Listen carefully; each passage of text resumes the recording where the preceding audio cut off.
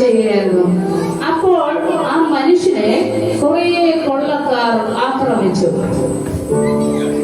അവന്റെ കയ്യിലെ അവന്റെ സമ്പാദ്യമെല്ലാം കൊള്ളക്കാർ അടിച്ചു മാറ്റിക്കൊണ്ടുപോയി. അപ്പോൾ അതുവഴി ഒരു പുരോഹിതൻ നടന്നു വന്നു.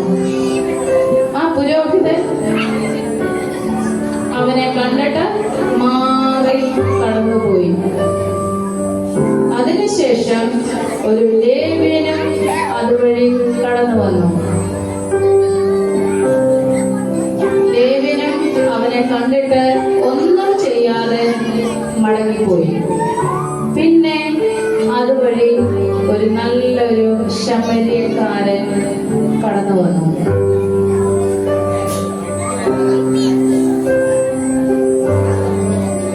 അവനെ കണ്ടിട്ട് മനസ്സലിഞ്ഞ് അവന്റെ അടുക്കലിരുന്ന് അവനെ ശുശ്രൂഷിച്ചു.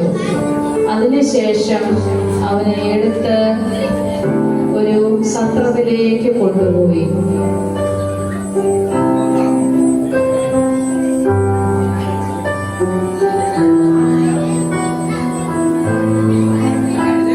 ആ സത്രത്തിലെ മനുഷ്യന്റെ കയ്യിലേക്ക് ആ മനുഷ്യനെ ഏൽപ്പിച്ചിട്ട്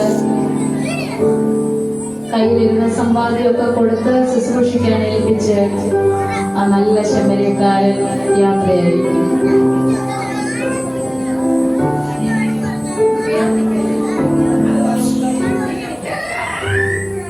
കുഞ്ഞുങ്ങളെ, ഈ കഥയിൽ കണ്ട നല്ല ശമര്യക്കാരൻ നമ്മുടെ കർത്താവായ യേശു ക്രിസ്തുവാണ്.